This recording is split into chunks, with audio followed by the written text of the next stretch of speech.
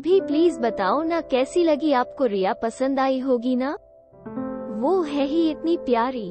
भाभी आप बताओ ना, मम्मी पापा और भैया से बात करोगी ना मेरी और रिया की शादी के बारे में? नैना के देवर सौरभ ने पूछा तो नैना बोली, सच में देवर जी बहुत अच्छी लगी मुझे आपकी पसंद। अब तो रिया को ही बनाकर लाऊंगी अपनी देवरानी, वादा है आपसे।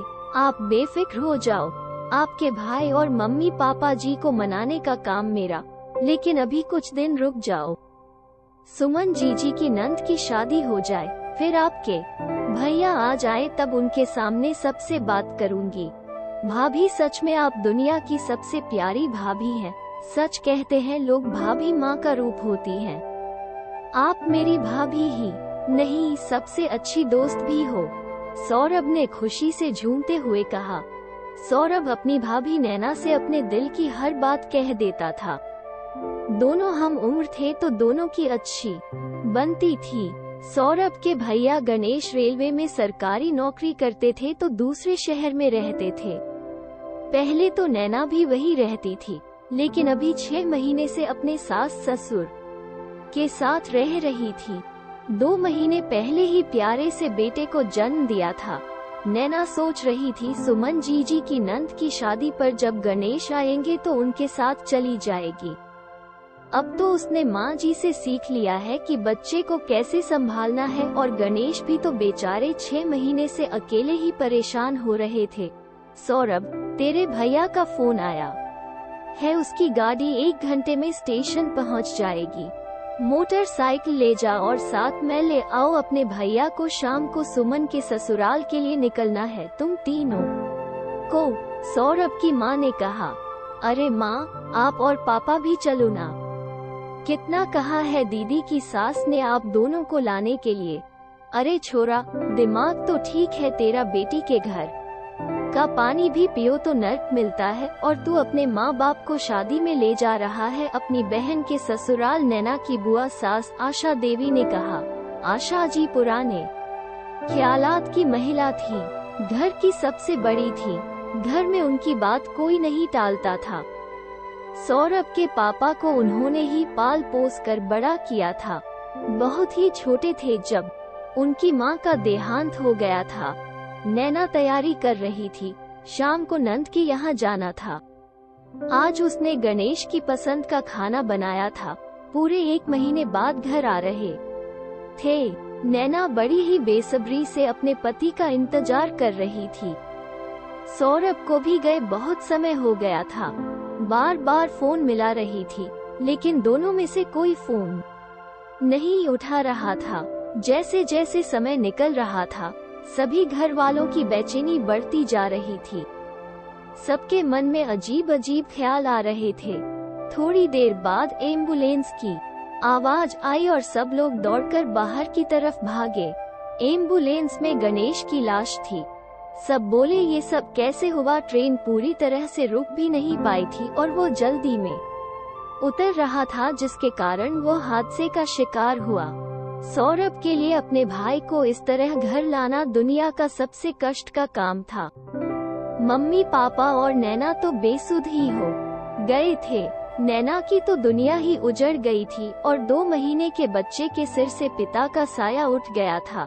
गणेश के जाने के बाद हंसते खेलते घर में उदासी और खामोशी ने अपनी जगह बना ली थी। लापरवाह सौरभ अब जिम्मेदार बेटा बन गया था। हर पल मुस्कुराती नैना का चेहरा अब मुरझाने लगा था। नैना हर वक्त गुमसुम रहने लगी थी। गणेश को गए 6 महीने हो गए थे। नैना के मम्मी पापा आज उसके ससुराल आए थे। आशा बुआ जी ने बुलवाया था। सौरभ और नैना को भी वहीं बैठाया गया। बुआ जी ने नैना के पापा से कहना शुरू किया, शर्मा जी, नैना आपकी बेटी ही नहीं, हमारे घर की बहू भी है। गणेश तो चला गया, हम सबको छोड़कर इन दोनों का साथ शायद इतना ही लिखा था भगवान ने, लेकिन अभी उम्र ही क्या है बेचारी की। पहाड़ जैसा जीवन अकेले कैसे काटेगी। इसलिए मेरा तो यही फैसला है कि नैना को उसके देवर के लिए बैठा दो। आपको सिर्फ बताने के लिए ही बुलाया गया है। 15 दिन बाद बड़ा ही शुभ मुहूर्त है। उसी दिन इन दोनों का विवाह करवा दिया जाएगा। आप कहीं न कहीं अपनी बेटी की शादी तो करेंगे ही, कहीं बाहर जाएगी तो हमारे बेटे को भी साथ ले जाएगी।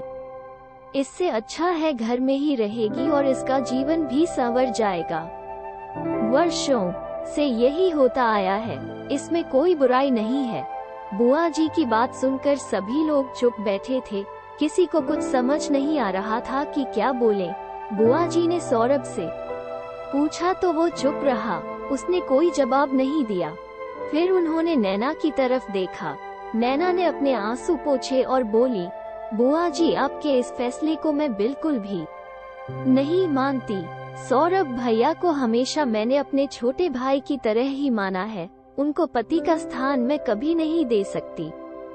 आप लोगों को मेरी फिक्र करने की जरूरत नहीं है, मैं ठीक हूँ।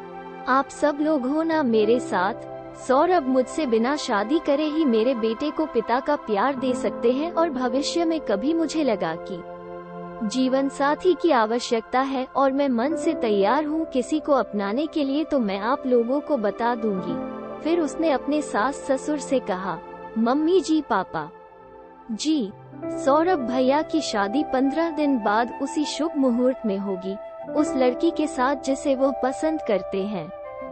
रिया नाम है उसका, इनके साथ पति है। मिली हूँ मैं उससे, बहुत ही प्यारी लड़की है, उसको ही मैं अपनी देवरानी बनाकर लाऊंगी। आप लोग शादी की तैयारी कीजिए, हम कल ही रिया के घर चलेंगे। नैना की बात सुनकर सब निशब्द थे। बुआ जी कुछ बोलना चाह रही थी, लेकिन सौरभ के पापा ने उनको रोक लिया था। नैना के मम्मी पापा को अपनी बेटी के फैसले पर गर्व हो रहा था और सौरभ अपनी भाभी के पैर छूकर धन्यवाद कह रहा था। नैना ने आज एक सही फैसला लेकर 3 जीवन बर्बाद होने से बचा लिए थे और वर्षों से चली आ रही परंपरा को आगे बढ़ाने से इनकार कर दिया था।